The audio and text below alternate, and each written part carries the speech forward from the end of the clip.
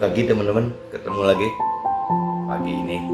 Coba MTT Journey Inspiration of Life coba bahas masalah sharing tentang perkataan itu. Bahayanya kita apabila mengucapkan kata-kata seenak kita saja gitu. Nah, ini saya tidak ngerti apakah memang secara umum perkataan itu disamaratakan semua gitu. Tapi kalau menurut persepsi saya, perkataan itu bisa terbagi menjadi beberapa kategori. Kalau menurut saya pribadi, ini lepas atau benar saya kurang tahu, cuman buat saya pribadi perkataan itu bobotnya harus sama semua gitu kategorinya. Kalau buat saya pribadi saya bagi tiga. Ada perkataan yang spontan aja gitu, keluar spontan aja tanpa dipikirkan dari hati gitu, dari dalam, hanya cuman seperti joke gitu, seperti guyon-guyon aja. Mungkin saya kategorikan kalau memang dasar kita itu ada tubuh, jiwa dan roh. Jadi saya coba persepsikan apakah perkataan juga bisa seperti itu gitu. Jadi ada perkataan yang misalnya lahir karena spontan, berarti ya tanpa lewatin jiwa kita gitu, tanpa lewatin pikiran perasaan kita, ya cuma terlontar begitu saja. Apakah bobot perkataan semacam itu tidak seberat kalau dengan jiwa yang mengucapkan gitu, atau dengan iman yang mengucapkan apa seperti itu. Jadi kalau buat saya asumsikan perkataan itu ada kategori seperti itu, dari tubuh saja, dari spontanitas saja gitu, dari guyon, dari latah gitu. Nah, yang kedua, perkataan yang misalnya lahir dari jiwa gitu. Kalau dari jiwa kan dari dalam kita, berarti dari apa yang kita pikirkan, apa yang kita rasakan, kita terlempar gitu kata-kata itu. Nah, sanksi kata-kata dari jiwa itu pasti kalau ukuran saya lebih berat daripada kata-kata yang hanya lahir dari tubuh saja, dari spontanitas tadi gitu. Nah, begitupun juga kata-kata yang lahir dari roh kita, dari dalam kita, karena kita kan terdiri dari tiga, ada tubuh, jiwa, roh gitu. Jadi kalau memang kata-kata itu terlempar dari hati kita, dari roh kita, itu kalau dari hati kita mungkin kita sebutnya yakin gitu, dari kata-kata itu yakin kita ucapkan seperti itu. Nah, atau kalau dari sisi roh kita ya kita sebutnya iman gitu. Jadi nggak tahu, di dalam kategori saya kata-kata itu ada tiga bobot yang seperti itu gitu. Kekuatan perkataan dari roh yang firman katakan kan bahaya sekali gitu. Kalau kita mengucapkan satu kata positif apa negatif, itu dampaknya akan terjadi apabila menurut saya diucapkan dalam iman, dalam roh saya gitu. Kalau tidak diucapkan dengan kekuatan iman gitu, saya pikir ya tidak terjadi. Firman juga bilang kan, terjadilah apa yang seperti kita imani. Jadi kalau perkataan itu tidak dengan iman, saya pikir perkataan itu masih boleh excuse lah, masih boleh ngambang-ngambang gitu. Tapi kalau perkataan itu diucapin dengan iman gitu, ya rasanya benar gitu, perkataan itu akan menjadi kenyataan. Seperti contoh misalnya di cerita kan banyak cerita seorang ibu yang mensumpah jadi sumpah serapah ke anak-anaknya, sampai akhirnya anaknya jadi ini jadi itu gitu. Ya karena si ibu itu benar-benar mengucapkan bukan dari tubuh dia, bukan dari spontan begitu, bukan dari jiwa dia, ya apa yang cuma ngerasa gimana, udah lebih masuk ke dalam lagi gitu. Jadi benar-benar ucapan perkataan itu dengan power gitu, dengan power dari hati dia, dari iman dia gitu. Nah, itu akhirnya terjadi sumpah gitu. Lepas itu sumpah jadi negatif atau positif. Begitupun juga dengan doa gitu. Doa juga sama gitu. Doa itu kan, kalau doa kan lahirnya dari hati gitu. Kalau doa dari pikiran, dari mulut sekedar begitu saja, doa itu ya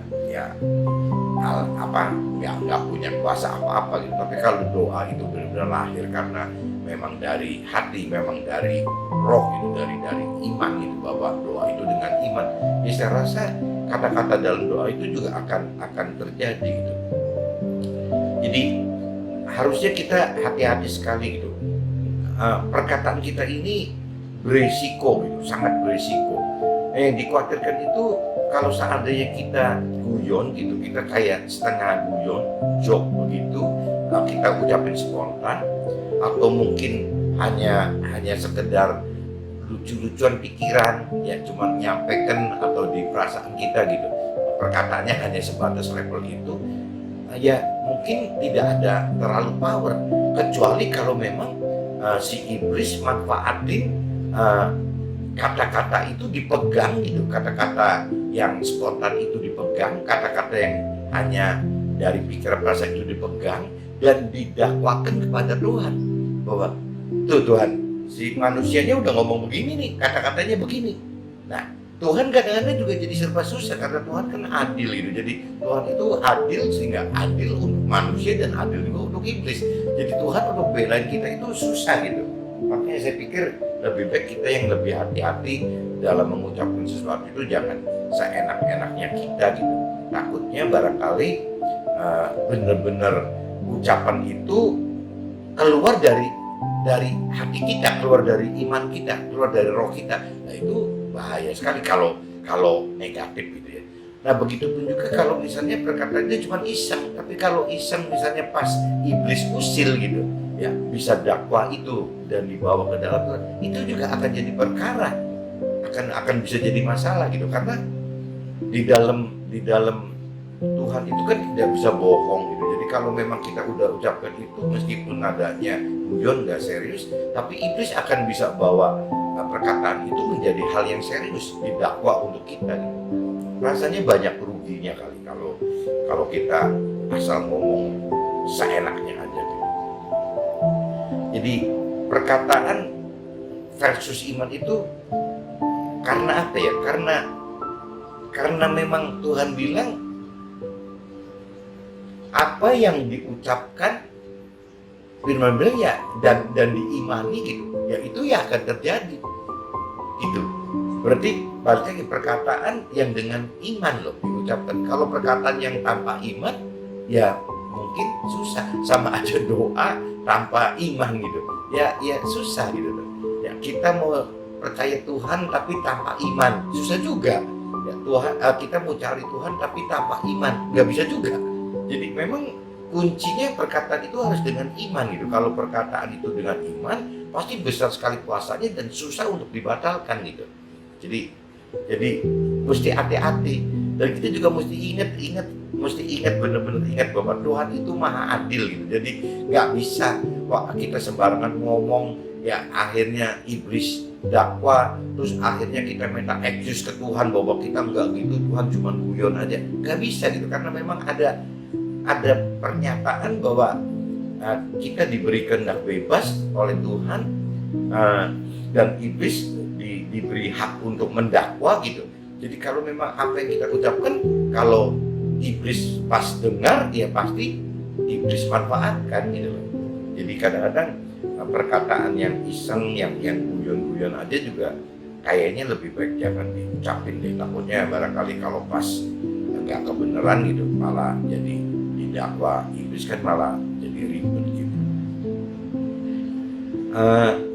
Saya juga mikir apa ya, iblis itu kan akan menuntut gitu, apa yang orang katakan, misalnya kita nggak sadar, apa kualat loh ini gitu. Nah itu nanti takutnya juga perkataan negatif itu gitu terjadi gitu. Misalnya kita lagi kesal sama anak kita, akhirnya ngomong begitu. Kita kesal dengan istri kita kesal dengan suami kita gitu. Kita kesal dengan orang tua kita. Nah itu apa yang kita lemparkan seperti itu gitu. Itu ya tidak baik gitu. Bisa direalisasikan menjadi kenyataan perkataan kita gitu. Jadi resiko, lebih baik kita coba belajar menunda perkataan kita yang seperti waktu saat kita emosi gitu. Ya kita lebih baik tunda dulu deh, jangan ngomong gitu. Ya kita tenangkan emosi kita dulu supaya waktu kita lontarkan kata-kata itu bukan kata-kata yang negatif gitu. lebih baik coba kita belajar menunda gitu. Begitupun juga jangan sampai sampai ke bawah marah, kitanya marah. Bukan emosi aja tapi udah marah tinggi, akhirnya udah blank, semua aja blank, agak apa aja diomongin semua. Nah itu juga sangat merugikan kita gitu. Jadi Tuhan ingetin bahwa apa yang kita katakan itu bisa jadi positif, tapi juga bisa jadi negatif. Tuhan ingatkan bahwa apa perkataan itu bisa menjadi berkat, juga bisa menjadi kutuk. Padahal di dalam satu perkataan gitu. Jadi ingat sekali lagi, apa yang di perkataan kita, Tuhan itu akan bereaksi sesuai dengan apa perkataan kita. Selama baik itu perkataan positif atau negatif itu, asal perkataan itu memang diucapkan dari iman kita, dengan iman kita gitu. Tapi kalau perkataan yang cuma di mulut aja, cuma sebatas di pikiran saja, saya pikir kuasanya belum sampai sebesar kalau diucapkan dari iman gitu. Jadi hati-hati sekali gitu. Jadi waktu mengucapkan perkataan negatif, terutama yang negatif gitu, jangan sampai waktu kita ucapkan itu benar-benar dengan dari dalam gitu, dari hati kita, dari keyakinan kita, dari iman kita. Nah nanti hal yang negatif itu akan terjadi. Coba kita manfaatkan justru kalau kita sedang ada peluang mengucapkan dengan yakin, dengan iman, justru harusnya kata-kata yang positif gitu, sehingga akan terjadi hal yang positif. Jadi Tuhan itu hanya akan bereaksi gitu jika kita berkata-kata, lepas itu positif atau negatif, selama ucapan perkataan itu disertai dengan iman. Baik iman itu perkataan dan iman yang positif maupun perkataan dan iman yang negatif. Hati-hati sekali teman-teman, jangan sampai kita terjebak oleh perkataan kita sendiri gitu. Sangat merugikan kita. Bahkan secara nggak sadar nanti kalau kita ucapkan hal seperti ini ke orang tua kita juga nanti terjadi negatif di orang tua kita. Kalau kita ucapkan negatif ini terhadap istri kita juga nanti terjadi negatif di istri kita. Kalau kita ucapkan negatif di anak-anak kita juga bisa terjadi juga negatif anak kita. Jadi semua dirugikan gitu.